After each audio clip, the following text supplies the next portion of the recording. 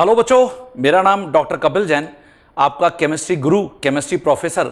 जो परमाणु संरचना या एटॉमिक स्ट्रक्चर की ये जो सीरीज हम देख रहे हैं, इसके अगले एपिसोड में आज वापस आपके सामने हूं, जिसमें जो हमने पिछले एपिसोड में क्वांटम संख्याओं के ऊपर आपने मेरे लेक्चर्स को देखा है, तो इस एपिसोड में क्वांटम संख्याओं के ऊपर आधारित किस प्रकार के प्रश्न आपसे पूछे जा सकते हैं जो बहुत इंपॉर्टेंट है, उसके ऊपर मैं आपको डिस्कस करता हुआ दिख रहा हूं। तो देखें, शुरू करें। ओके, क्वांटम संख्याओं के ऊपर आधारित जो प्रश्न है, problems based on quantum numbers. सबसे पहले कुछ प्रश्न को देखने से पहले एक पॉइंट मैं आपको यहां पर और बता दूं। किसी परमाणु में उपस्थित जो इलेक्ट्रॉन है, उसको अगर मैं बताना चाहता हूं, दर्शाना चाहता हूं, तो विभिन्न क्वांटम संख्याओं का उपयोग करते हुए देखिए कैसे बता सकता हूं। ये देखिए, ये रिप्रेजेंटेशन होगा इलेक्ट्रॉनीय अभिविन्यास का। मतलब इलेक्ट्रॉन को अगर परमाणु में दर्शाना है तो मुझे NL raise to the power x लिखना पड़ता है। n का मतलब हम जानते हैं मुख्य क्वांटम संख्या, प्रिंसिपल क्वांटम नंबर। L का मतलब द्विगंशी क्वांटम संख्या, एजीमिथल क्वांटम नंबर। ये सारे डायलॉग्स आपके पास ऑलरेडी लिखे हुए हैं। और x का मतलब है इलेक्ट्रॉन की संख्या। ठीक है बच्चों, जैसे उदाहरण देखिए, मान लेते हैं मेरे पास 4s1 लिखा हुआ है। ये देखिए 4s1, और आपको बोला गया कि इसके लिए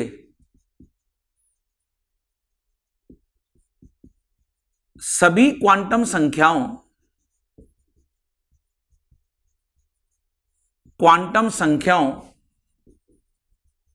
के मान को बताइए।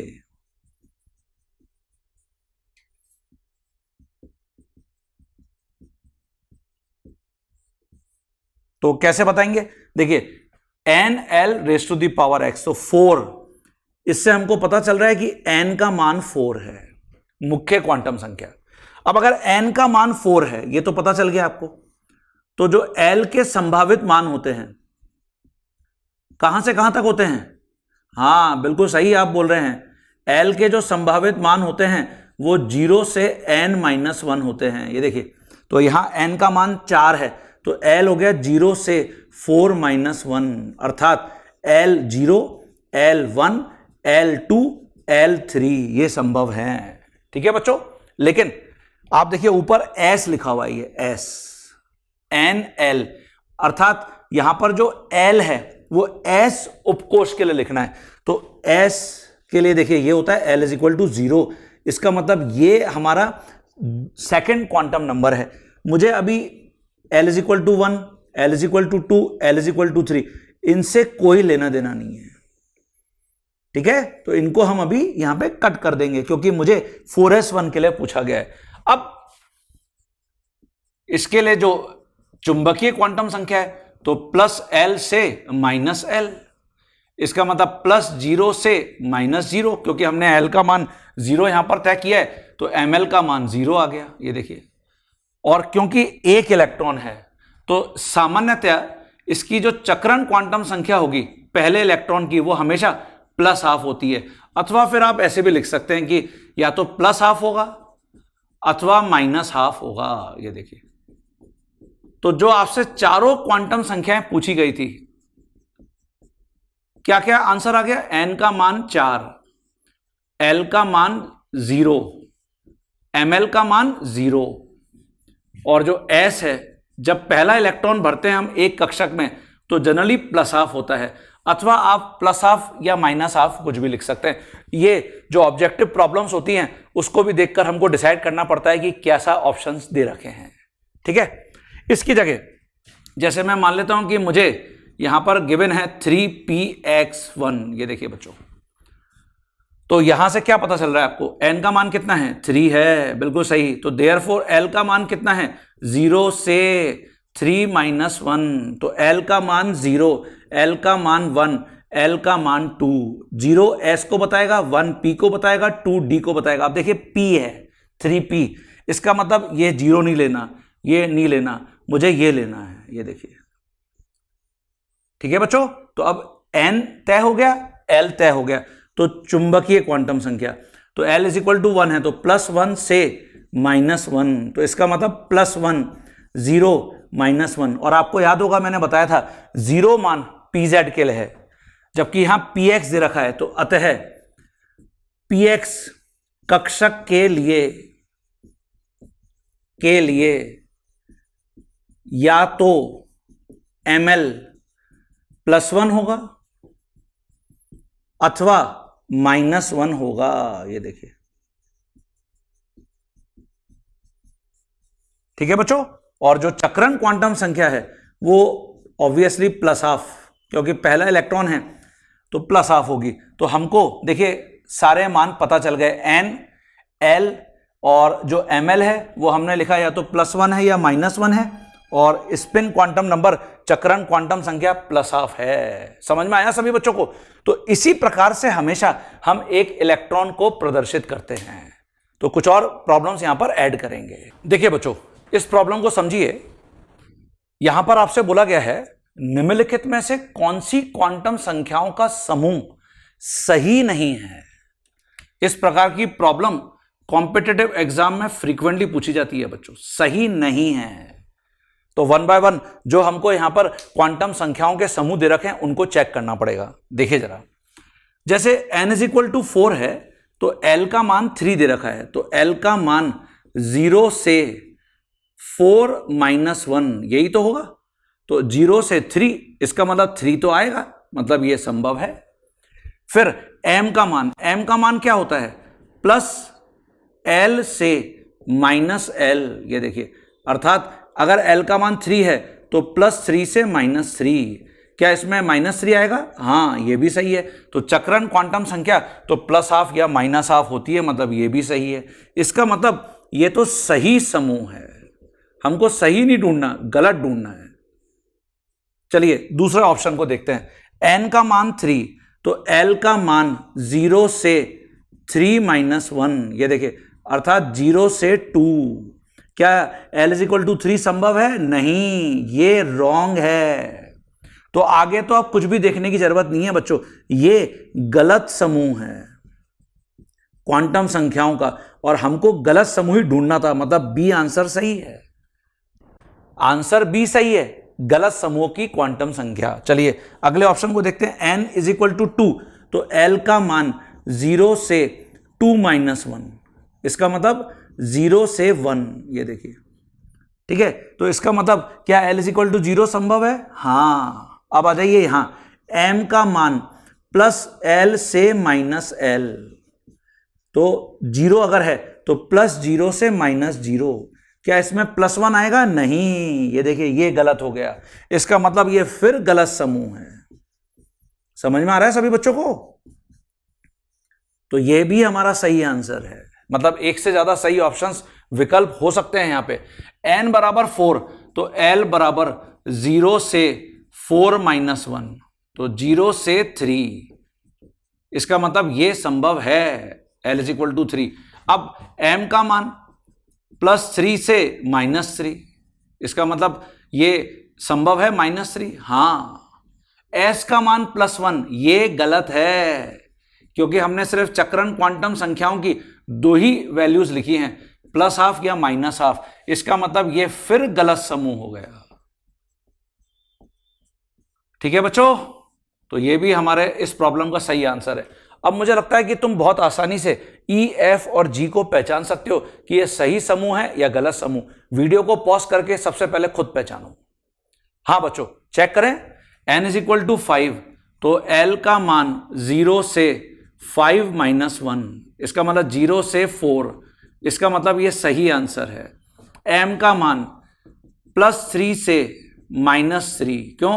क्योंकि l बराबर 3 दे रखा है ना, तो +3 से -3 में -2 आएगा क्या? हाँ, सही है।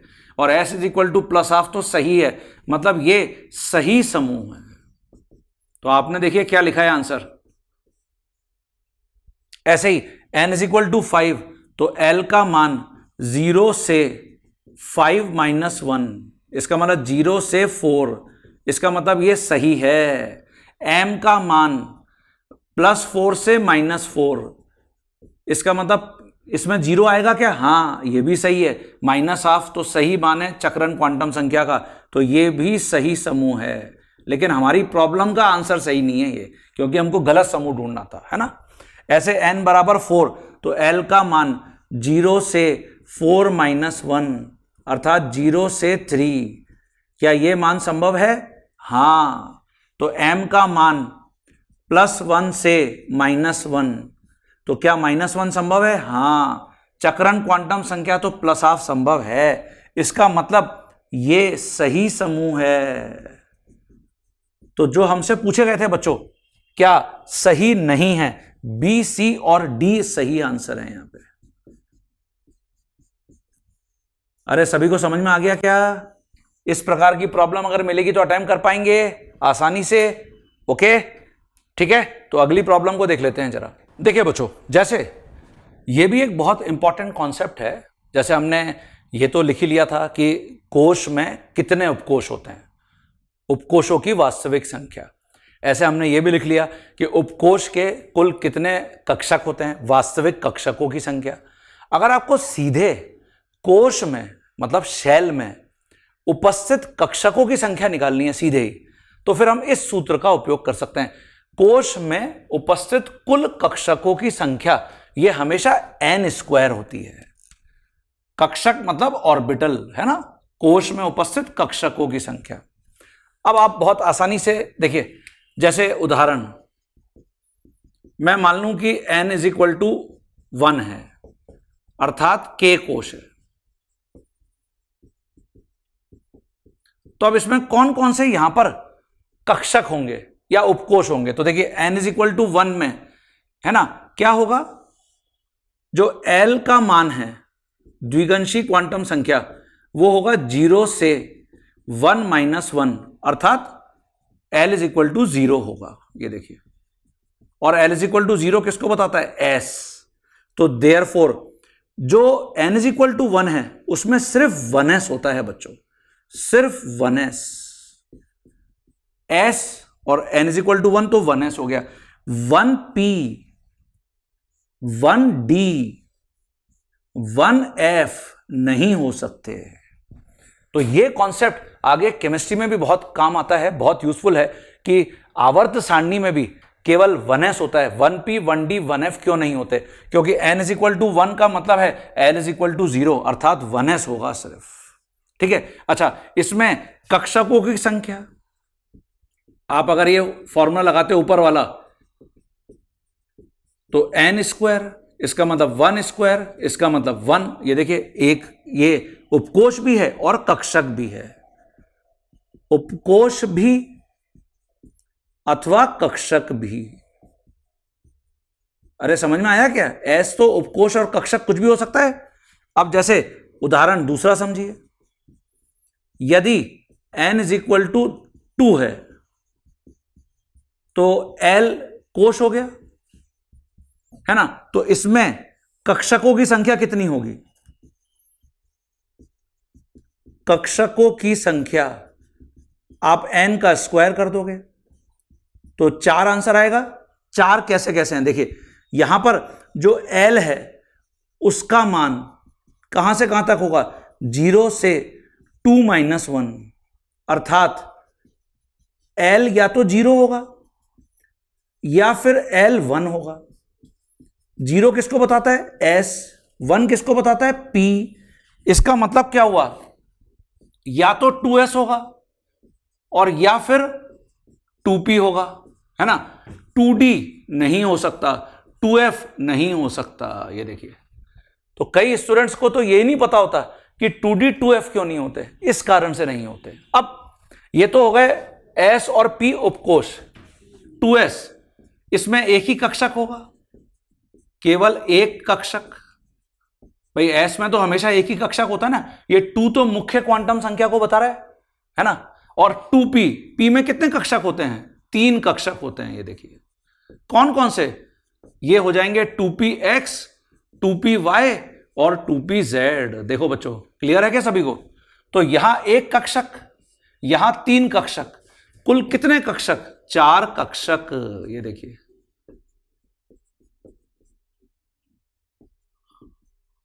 तो यहां पे कुल 4 कक्षक होंगे। तो ये देखिए, यही हमने यहां पे लिखा है। अब समझ में आया क्या सभी बच्चों को? और देखो, अगर इसकी जगह आप ले लेते हो यहां पे n इज इक्वल टू 3, तो n इज इक्वल टू 3, इसका मतलब ये हो गया m कोश। तो इसमें कक्षकों की संख्या कितनी होगी?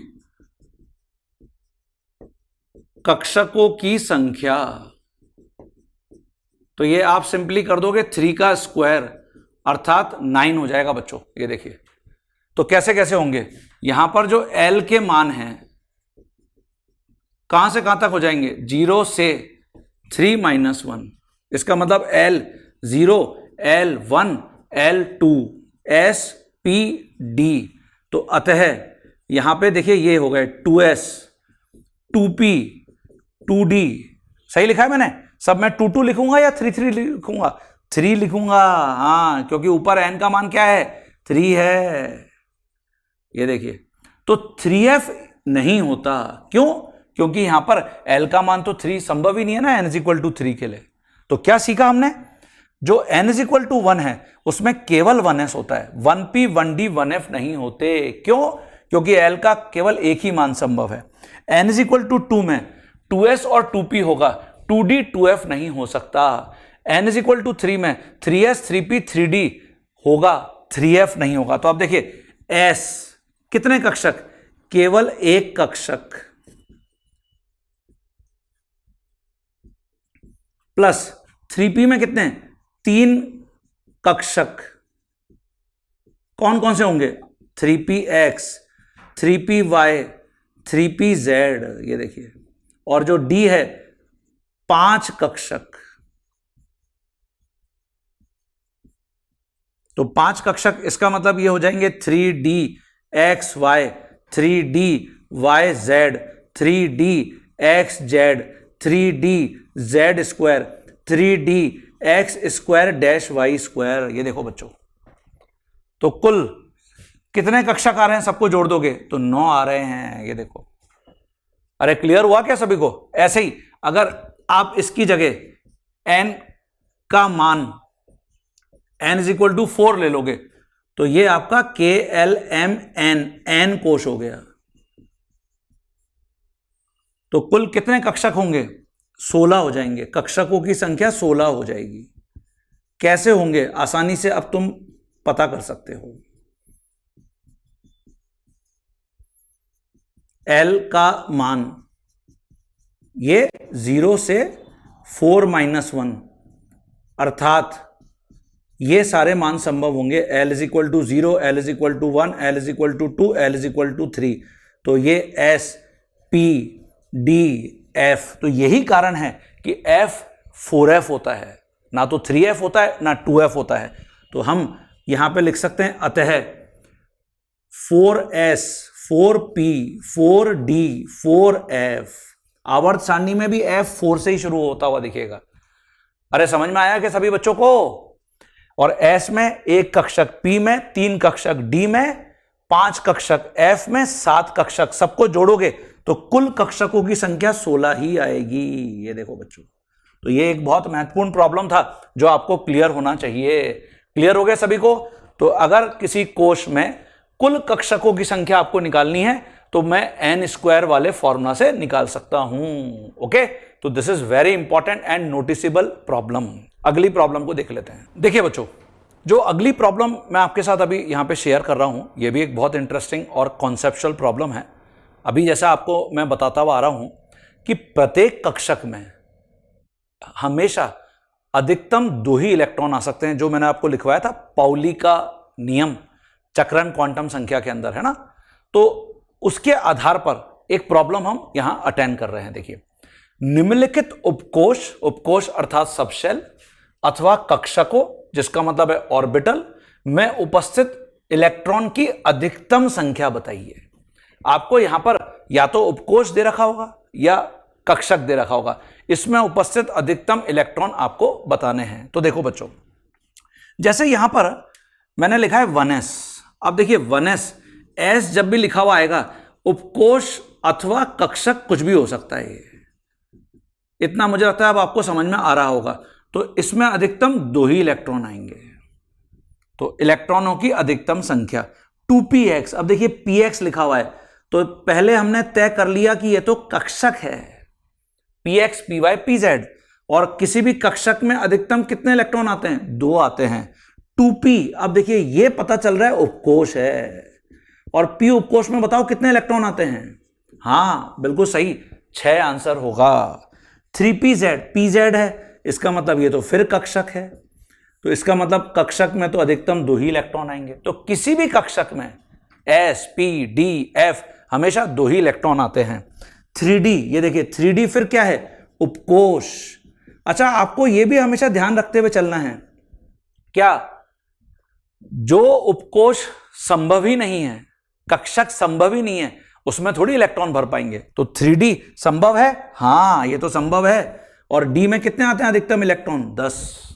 ऐसे ही 3dz², ये देखिए dz², ये तो फिर कक्षक है, 5 कक्षक होते हैं d में, तो इसमें 2 अधिकतम इलेक्ट्रॉन आएंगे। 4s, ये तो फिर वही उपकोष या कक्षक कुछ भी हो सकता है, यहां पे अधिकतम 2 ही इलेक्ट्रॉन आएंगे। 4d, क्या 4d संभव है? हाँ, अभी आप पीछे वाली प्रॉब्लम में देखिए, तो 4d ये उपकोष है, और d में कितने आते हैं अधिकतम? 10। 3px फिर कक्षक आ गया, अधिकतम कितने इलेक्ट्रॉन आएंगे? 2। 2d, ये देखिए ये संभव नहीं है, आपको इसका आंसर पहले बता चुका हूं मैं, तो इसलिए यहां पर हम कुछ भी नहीं लिख पाएंगे। 3f संभव है क्या? नहीं, ये भी संभव नहीं है, कुछ भी हम इसमें नहीं लिख पाएंगे। 1p संभव है? नहीं, ये देखिए बच्चों, तो इसमें भी कुछ भी नहीं लिख पाएंगे। देखिए बच्चों, अरे समझ में आया सभी बच्चों को? तो जैसे अगर इसकी जगह ये होता 5dxy, ये होता 4pz, तो क्या आप इनमें इलेक्ट्रॉन लिख पाएंगे? वीडियो को पॉज करके लिखो जरा। लिखा बच्चों? तो 5dxy क्या है? कक्षक, और कक्षक में अधिकतम कितने इलेक्ट्रॉन आते हैं? 2।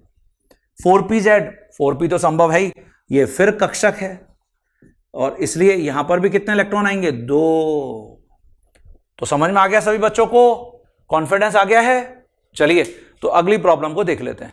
देखिए बच्चों, अगला ये जो प्रॉब्लम आपके सामने मैं रखने जा रहा हूं, ये भी एक बहुत इंपॉर्टेंट और महत्वपूर्ण प्रॉब्लम है। इसको समझिए, एक प्रॉब्लम मैं बनाता हूं, बाकी आप पहले खुद ट्राई करिएगा, ठीक है बच्चों? निम्नलिखित n+l के मानों के लिए कितने उपकोष सबशेल्स लिखे जा सकते हैं? आपको यहां पर n और l का योग दे रखा है, एडिशन दे रखा है। n प्रिंसिपल क्वांटम नंबर, मुख्य क्वांटम संख्या, l द्विगंशी क्वांटम संख्या, एजीमुथल क्वांटम नंबर। n+l का योग 5 है।